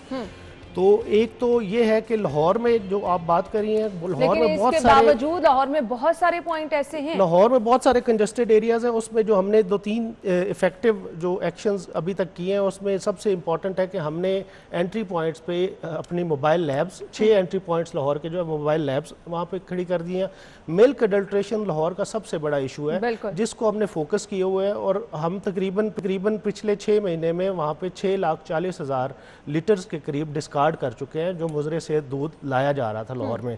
इसी तरह बाइक स्क्वाड हमने इनिशिएट किया, जो तंग गलियां लाहौर की हैं और अंदरून लाहौर है और छोटे जो कंजस्टेड एरियाज़ हैं वहाँ पे बाज़ औक़ात फूड बिजनेस ऑपरेटर्स ऑपरेट कर रहे होते हैं जो लाइसेंस नहीं होते, रेगुलेट नहीं हो रहे थे, उनको कवर करने के लिए हमने ये बाइक स्क्वाड्स भी लॉन्च किए हैं। तो इंशाल्लाह मैं दोबारा ये कहूँगा कि हम लोग बड़ा एंथुसियाज्म के साथ काम कर रहे हैं और इंशाल्लाह इम्प्रूवमेंट आएगी और रोज़ बरोज़ आ भी रही है। रफाकत साहब ये कहिएगा, क्या कोई एरियाज डिवाइड किए गए हैं जहां पर टाइम टू टाइम कार्रवाइयां की जाती हैं, और शहर के आपको क्या लगता है कौन से इलाके ऐसे हैं जहां पर आपके लिए खुद एक बड़ा चैलेंज है चीज़ों को कंटिन्यू रखना? लाहौर को बेसिकली हमने 9 टाउन्स में डिवाइड किया हुआ है और 9 टाउन्स में डेली नया शेड्यूल जारी होता है टीम्स का। हमारे पास लाहौर में इस वक्त 20 फूड सेफ्टी टीम्स ऑपरेट कर रही हैं और उनको हम रीशफल करते रहते हैं डेली की बुनियादों पे। उनको हर रोज़ नया रूट और नया शेड्यूल दिया जाता है ताकि कोई भी किसी स्पेसिफिक एरिया में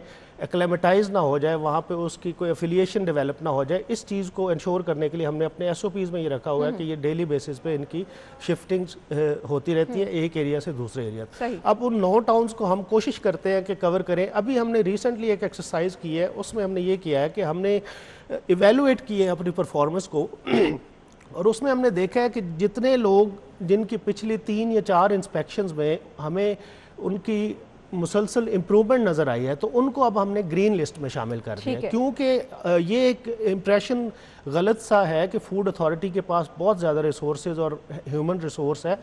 ऐसा नहीं है। हमारी HR जो है वो 2017 से आगे मुख्तलिफ रीज़न्स की वजह से स्टक हो गई थी। अब हम नई HR भी भर्ती कर रहे हैं और उसको अपनी जो कैपेसिटी है अपने ऑर्गेनाइजेशन की उसको एनहेंस भी कर रहे हैं। तो हमने इसको इस तरह से केटर किया है कि हमने उन बिजनेसेस को जहाँ पे पिछली 3-4 इंस्पेक्शंस में हमें बहुत अच्छे रिजल्ट्स मिले उनको हमने ग्रीन लिस्ट में डाल दिया है।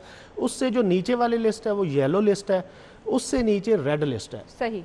अब रेड लिस्ट वो है जिसमें हमें जब भी हम इंस्पेक्शन पे गए कोई ना कोई हमें इरेगुलरिटी नज़र आई, तो हमने अपनी इंस्पेक्शंस को इस तरह से अब शेड्यूल करना शुरू कर दिया है कि ग्रीन लिस्ट में हम 6 महीने भी अगर इंस्पेक्शन पे नहीं जाएंगे तो food authority will be okay with it.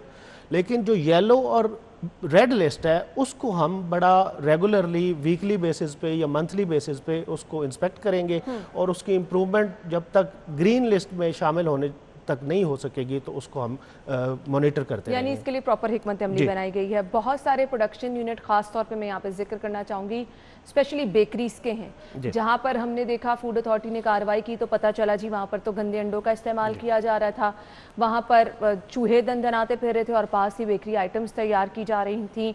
मैं चाहूँगी कि ये कार्रवाइयाँ जो हैं इनको अगर हम महदूद रख रहे हैं या फॉलोअप नहीं कर रहे हैं तो उसके बावजूद हम रूटीन में देखते हैं ये अनासर दोबारा से उसी तरह से काम करना शुरू कर देते हैं। किस तरह कार्रवाई की जाती है? ये जो प्रोडक्शन यूनिट शहर में दूर दराज बनाए गए हैं, घरों के अंदर बनाए गए हैं जहाँ पे किसी को पता ही नहीं है कि यहाँ पे किसी बेकरी का प्रोडक्शन यूनिट भी है। इसमें यह है कि हमारे एक तो पब्लिक में जो मैं पहले बात कर रहा था कि पब्लिक में अवेयरनेस का लेवल अब बहुत बढ़ता जा रहा है। हमें पब्लिक की तरफ से बहुत ज़्यादा इफ़ेक्टिव किस्म की कंप्लेंट्स आती हैं जिन पे हम कार्रवाइयाँ करते हैं। हमारे PM पोर्टल से, CM कंप्लेंट सेल से और हमारा एक विजिलेंस विंग अप्रोप्रिएट काम ही इस पे कर रहा है डेली बेसिस पे, जिसमें हमने रिटायर्ड आर्मी ऑफिसर्स को भर्ती किया हुआ है। वो इसी पे काम करते हैं, वो हमें रिपोर्ट करते हैं इस तरह की छुपी हुई जगहों पे जो बिजनेसेस ऑपरेट कर रहे हैं जो रेगुलेशंस के मुताबिक नहीं है या मिलावट शुदा कोई चीज़ बना रहे हैं, तो उसकी फिर हम 2-3 दिन रैकी करते हैं। रैकी के बाद हम उस पर एक्शन लेते हैं और उसके बाद हम उसको वहाँ पे दोबारा नहीं बिजनेस। अब जो प्रैक्टिकली जो हो रहा है वो ये होता है कि नॉर्मली जो इस तरह के लोग हैं जो माफियाज हैं वो अपने किसी एम्प्लॉय के नाम पे वो बिजनेस रजिस्टर करवाते हैं या रजिस्टर नहीं करवाते। वो जो रेंट पे उन्होंने बिल्डिंग ली होती है, यूजुअली ये रेंटेड बिल्डिंग्स में इस तरह के काम करते हैं। वो रेंटेड बिल्डिंग जो है, जो एग्रीमेंट होता है वो किसी एम्प्लॉय के नाम पे होता है, तो वो जो एक्चुअल उसमें कल्प्रिट होता है वो हमेशा बच जाता है और वो जो एम्प्लॉय है वो वहाँ पे पकड़ा जाता है। उसके बाद वो बंदा किसी नई जगह पे नई रेंटेड प्लेस लेके किसी और एम्प्लॉय के नाम पे वो काम शुरू कर देता है।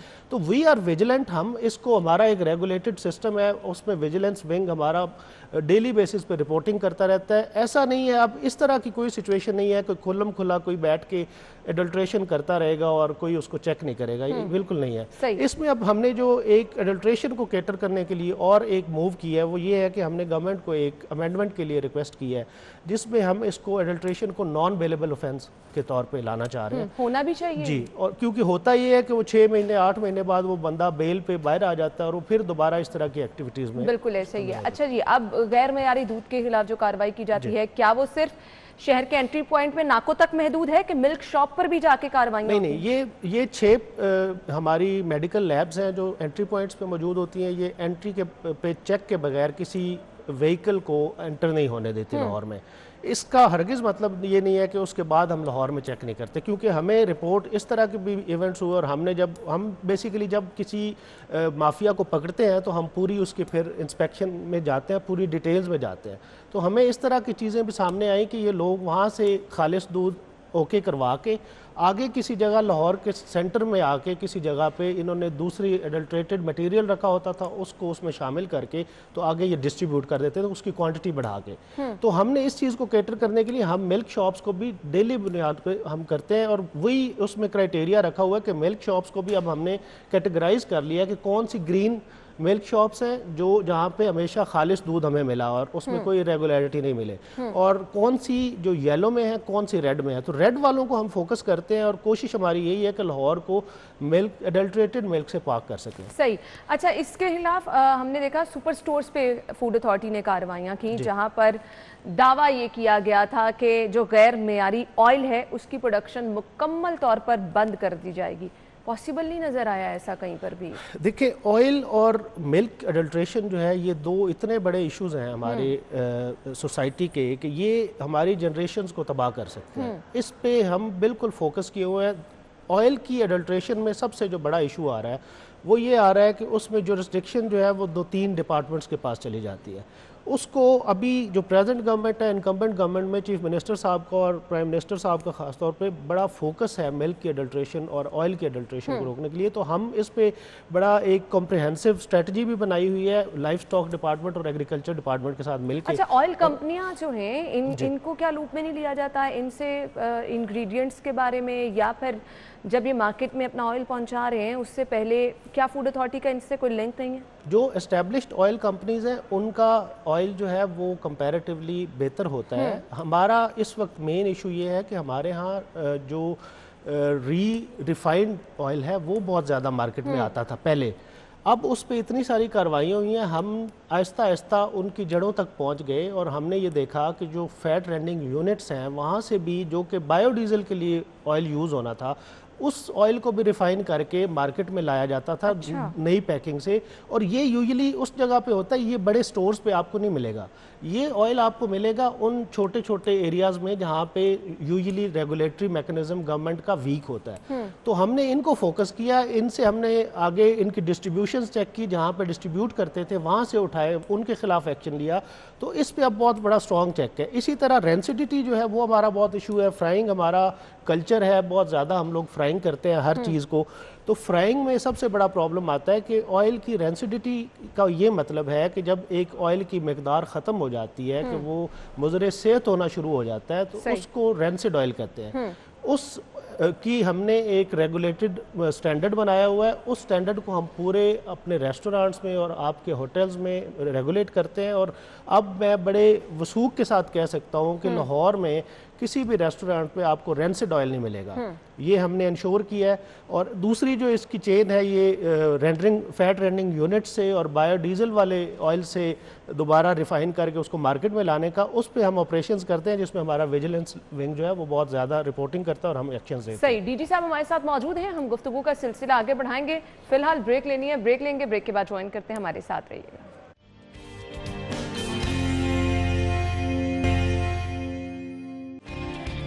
ब्रेक के बाद आपको खुश आमदीद कहेंगे। हमारे मेहमान हमारे साथ मौजूद हैं, गुफ्तगू का सिलसिला आगे बढ़ाएंगे। कोविड की वजह से लॉकडाउन रहा, खासतौर पे रेस्टोरेंट्स जितने हैं उनको बंद किया गया, टेक अवे की परमिशन हुई, लोग घरों में खाना शाना ऑर्डर करके मंगवाते रहे। अब आपके लिए चैलेंज ये था अब मयारी खाना भी पहुंचना है और लोग जो हैं वो इस बारे में बहुत कंसर्न थे कि उन्होंने इम्यूनिटी बढ़ानी है, अच्छा खाना है।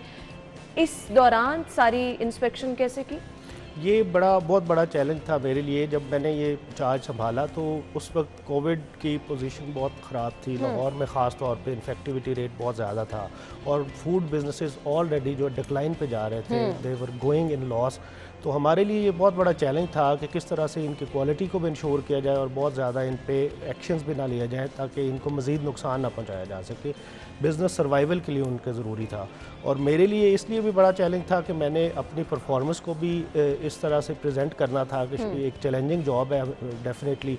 तो हमने उसमें इस्लाही बहुत ज़्यादा काम किया। हमने बेसिकली जहाँ पे छोटी हमें इरेगुलरिटीज़ मिली उसमें हमने सिर्फ नोटिस उनको सर्व किए इम्प्रूवमेंट के लिए और उनसे हमने हैंड होल्डिंग की बेसिकली बिजनेसेस की और इंडस्ट्री को हमने ख़ास तौर पे उसमें बहुत ज़्यादा एंगेज किया और इंडस्ट्री को हमने ये रियलाइज़ करवाया कि हम उनके दुश्मन नहीं हैं, हम बेसिकली पब्लिक के खैर हैं और उनका और हमारा टारगेट एक होना चाहिए। तो उस पर हमने बहुत ज़्यादा एंगेज किया इंडस्ट्री को और अल्हम्दुलिल्लाह जो इंडस्ट्री इस तरह की थी जो इस तरह की अफोर्डेबिलिटी रखती थी, उन्होंने बहुत ज़्यादा इस टाइम में ख़ुद से इम्प्रूवमेंट्स अपने उसमें सिस्टम्स में लाए और उन्होंने जो हमारा एक ऑडिट का भी सिस्टम है जिसको हम एक कंप्लीट ऑडिट करते हैं किसी इंडस्ट्री का विज़िट करके। हमारी 2-3 टीम्स इकट्ठी जाती हैं, उनको इंटीमेट करके जाती हैं और उनको जाके टोटल उनका प्रोडक्शन यूनिट और पूरा डिलीवरी सिस्टम जो है वो सारे को देखते हैं। उसके बाद उनको बताते हैं कि आपकी ये लकूनाज हैं, इनको आप इतना आपको टाइम दे रहे हैं, आप इम्प्रूव कर लें। कोई प्यूनिटिव एक्शन नहीं लेते, सिर्फ ऑडिट करते हैं और ऑडिट करके उनको एक रिटन रिपोर्ट दे देते हैं और बहुत सारे बिजनेसेस ने इसमें बहुत ज़्यादा इम्प्रूवमेंट भी की और उन्होंने रिस्पॉन्ड किया जो कि एक बहुत मतलब पॉजिटिव चीज़ है। और इस टाइम में हमने, लेकिन इसके साथ साथ मैं ये बिल्कुल क्लैरिफाई करता जाऊँ कि मिलावट पे कोई हमने कॉम्प्रोमाइज़ नहीं किया। अगर आप हमारी पिछले 3 साल की एक्टिविटीज़ देखेंगे तो हमारी इंस्पेक्शंस में कोई कमी नहीं आई। सिर्फ ये हुआ कि हमने सीलिंग को सिर्फ हाइजीन की बेसिस पे सीलिंग को हमने रिस्ट्रिक्ट कर दिया कि सीलिंग्स हम नहीं करेंगे, हम सीलिंग सिर्फ करेंगे जब एडल्ट्रेशन होगी तो। और दूसरा हमने ये किया कि जहाँ पे हम फाइन्स करते थे बहुत ज़्यादा, वहाँ पे हमने उनको रिड्यूस करके इम्प्रूवमेंट नोटिस दिए ताकि ये लोगों को, इंडस्ट्री को बहुत ज़्यादा इसमें इश्यूज़ ना आए। ठीक है रफ़ाकत साहब, हम गुफ्तगू का सिलसिला आगे बढ़ाएंगे और कुछ ये जो रेरी बान हमें जगह जगह नज़र आते हैं, अस्पतालों के बाहर, मार्केटों के बाहर, इनके लिए क्या कोई फार्मूला है कि इनकी किस तरह से चेकिंग हमने करनी है? जी, ये हमेशा से फूड अथॉरिटी का कंसर्न रहा और हमेशा हमें जब भी हम मीडिया के सामने आए तो हमें यही सवाल का सामना करना पड़ा कि इनको फूड अथॉरिटी रेगुलेट नहीं करती। इसमें गवर्नमेंट का बड़ा क्लियर पॉइंट ऑफ व्यू होता है हमेशा कि जो लोअर स्ट्राटा है सोसाइटी का, उसको आपने दबाना नहीं होता, उसको आपने हैंड होल्डिंग करके सपोर्ट करना होता है। तो इसी पर्पज़ को और इसी विजन को सामने रखते हुए हमने एक प्रोजेक्ट अब लॉन्च किया है।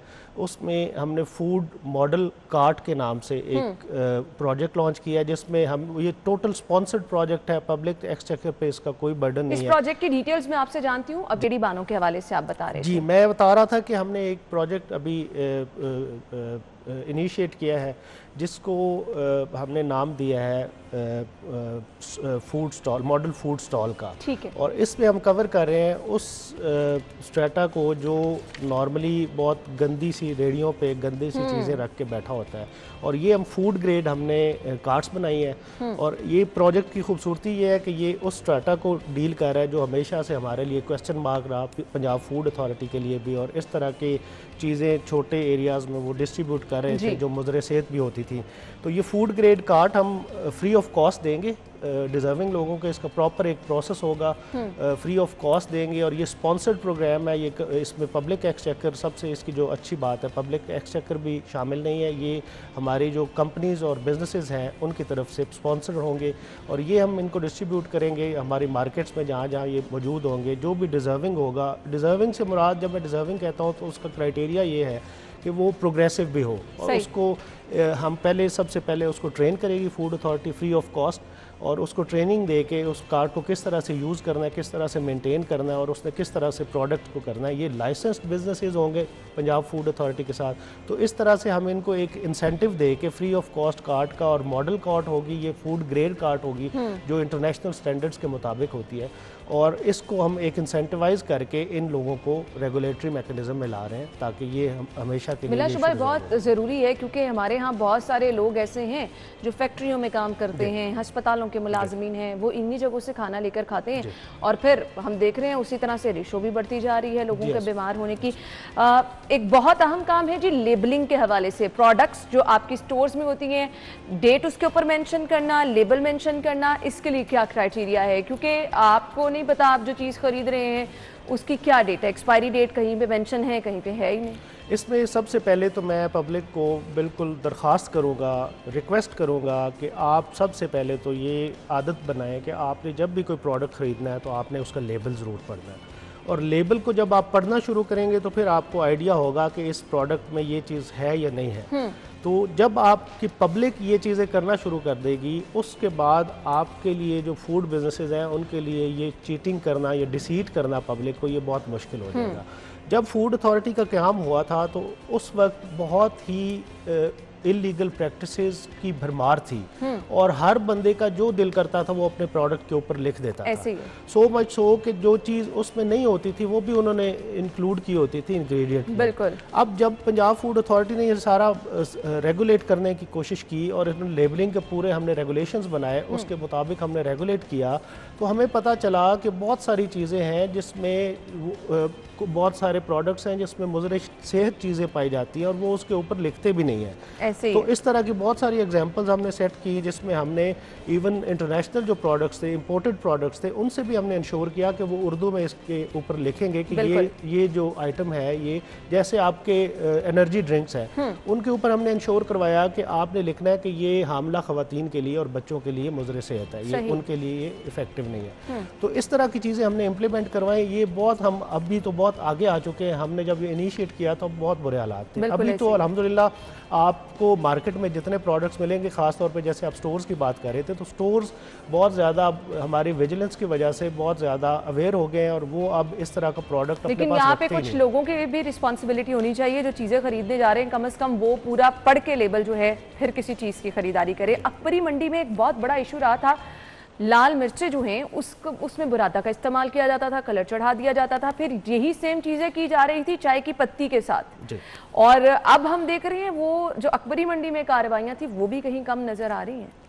उसमें कमी शायद आपकी जो परसेप्शन है उसमें ये हो सकता है कि वहाँ पे एडल्ट्रेशन कम, उसको पॉजिटिवली अगर हम देखें तो शायद एडल्ट्रेशन भी कम हुई है जब बार बार आप एक ही चीज़ को, क्योंकि अकबरी मंडी में इस तरह के लोग नहीं हैं जो कहीं से उठ के आके रोज बिजनेस करते हैं। वो लोग हैं जो बहुत पुराने बैठे हुए हैं। तो जब उनको पता है कि हमने बिजनेस करना ही यहीं पे है और फूड अथॉरिटी ने यहाँ पे चेकिंग करनी है, तो वो लोग अब इस तरह की मिलावट से बाज भी बहुत सारे आ गए।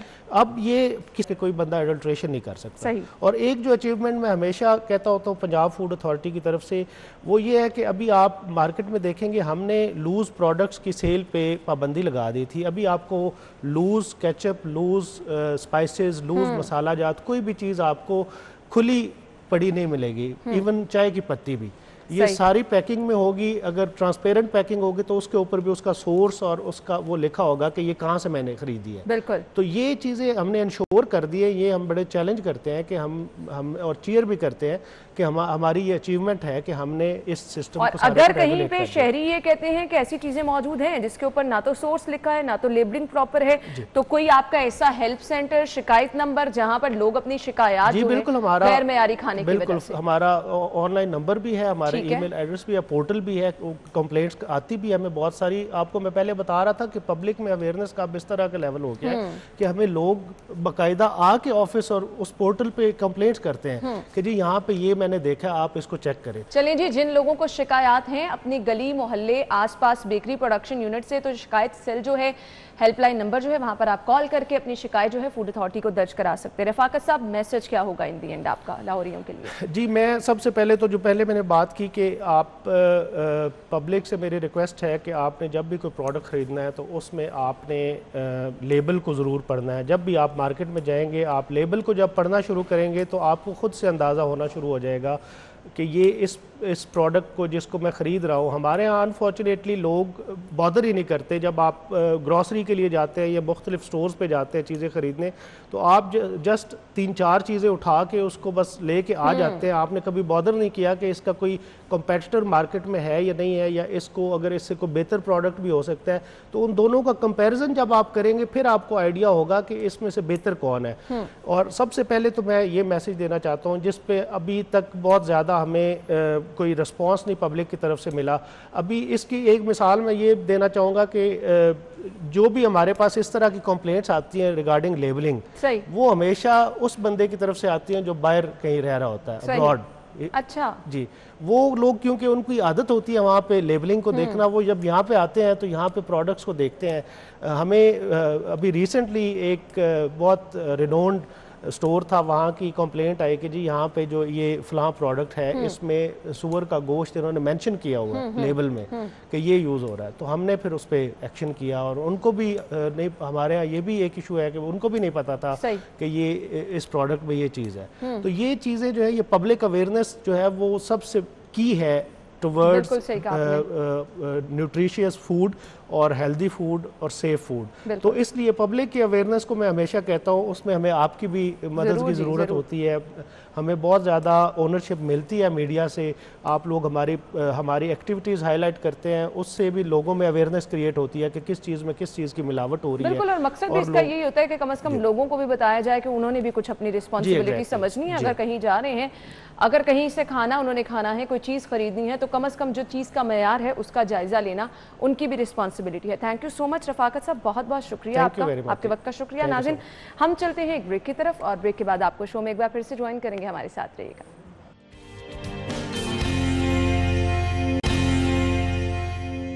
Welcome back. और अभी अपडेट आप तक पहुंचानी है मौजूदा कोरोना की सूरत हाल के हवाले से। शहर में कोरोना के 251 नए मरीज रिपोर्ट हुए हैं। अपडेट्स के मुताबिक 24 घंटों के दौरान आपको बताते चलें 14 अफराद जिंदगी की बाजी हार गए हैं। अस्पतालों में मजमूई तौर पर 571 मरीज दाखिल हैं। जाहिद चौधरी साहब लाइन पे मौजूद हैं। जी जाहिद साहब, अपडेट कीजिएगा।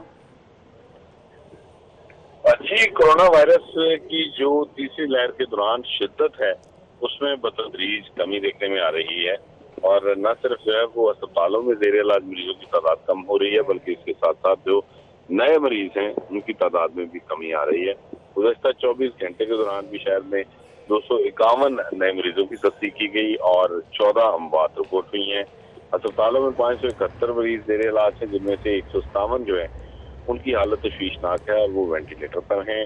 और सरकारी अस्पतालों में इस वक्त 52% जो वेंटिलेटर हैं वो अब खाली पड़े हैं, और जो मरीजों का रश है उसमें हर गुज़रते दिन के साथ कमी आ रही है। ठीक है जी जाहिद साहब, बहुत शुक्रिया। ये भी खुशाइंद है कि मरीजों में भी कमी आ रही है, साथ ही साथ जैसे कि मैंने आगाज़ में कहा था कि अगर कमी आ रही है तो आपने मज़ीद रिस्पॉन्सिबल होना है, अपनी रिस्पॉन्सिबिलिटी को समझना है। आगे बढ़ेंगे और अभी आपको बताएंगे पंजाब हुकूमत को शहर में, पंजाब में कोई होनहार तालिब इल्म ही नहीं मिल रहा। होनहार तलबा के लिए जो लैपटॉप खरीदे गए थे सरकारी दफातर की जीनत बनेंगे। अब ऐसा क्यों है? सरकारी दफातर में इनको क्यों पहुँचाया जा रहा है, और होनहार तलबा क्या खत्म ही होके रह गए हैं? ये हम जान लेते हैं। उस्मान ने एक रिपोर्ट तैयार की है, इस रिपोर्ट में। साबका दौरे हुकूमत में लैपटॉप स्कीम शुरू की गई, जिसमें लैपटॉप्स जो हैं वो होनहार तलबा में तकसीम करने के लिए ख़रीदे गए, लेकिन उसमें से 10,000 से ज़ायद लैपटॉप्स जो हैं वो बच गए थे जो कि इस्तेमाल नहीं किए गए, और अब उनके इस्तेमाल का फ़ैसला किया गया है। बजाय इसके कि इन लैपटॉप्स को होनहार तलबा में तकसीम किया जाए, इनको सरकारी दफातर दही मराकज़ माल में इस्तेमाल करने का फ़ैसला जो है वो सामने आया है। इसी हवाले से महकमा हायर एजुकेशन की जानिब से इन लैपटॉप्स की तकसीम के हवाले से सिफारिशात जो हैं वो काबीना कमेटी को भेजी गई थी, जिसके फैसले के बाद हतमी तौर पर इन लैपटॉप्स की डिस्ट्रीब्यूशन का फैसला किया गया, और ये फैसला किया गया है कि 10,000 लैपटॉप्स, 10,000 से ज़ायद जो लैपटॉप से 10,293 लैपटॉप से इनमें से तकरीबन 8,000 लैपटॉप्स जो हैं वो दही मराकज़ माल को दिए जाएंगे, जबकि इसमें से 30 लैपटॉप्स जो हैं वो महकमा हायर एजुकेशन और DPI के दफातर में इस्तेमाल किए जाएंगे और सिर्फ 2000 लैपटॉप्स जो हैं वो तलबा के काम आएंगे और मुख्तलिफ सरकारी कॉलेजेस में ये लैपटॉप्स जो हैं वो IT लैब्स में इस्तेमाल करने का फैसला किया गया है। इन लैपटॉप्स की तकसीम के हवाले से काबीना कमेटी की जानिब से हतमी मंजूरी जो है वो भी दे दी गई है। ये लैपटॉप स्कीम के फेज़ 4 के तहत 2017-18 में ये लैपटॉप जो हैं वो ख़रीदे गए थे और 1,16,000 से ज़ायद लैपटॉप। ठीक है जी, बहुत शुक्रिया। हमारे साथ उस्मान मौजूद है, उस्मान डिटेल्स बता रहे थे। और जी, मार्केट में इस वक्त फलों का बादशाह आपको हर जगह पर, हर रेडी पर नज़र आ रहे हैं। आम मार्केट में आ गया है और आम के शौकीन अफराद जो हैं वो बहुत देर से इंतज़ार भी कर रहे थे। अब आम की मुख्तलिफ इकसाम, और कहा जाता है कि आम जैसे ही आता है मार्केट में तो वो उस तरह से आम आप एकदम से इस्तेमाल नहीं कर सकते, उसके इश्यूज बहुत सारे होते हैं। लेकिन आम की मुख्तलिफ इकसाम और उसकी क्वालिटी, और वो लोग जो कि आम का इंतज़ार कर रहे थे उनका तो अब इंतज़ार ख़त्म हो गया है। एक रिपोर्ट आपको दिखाते हैं।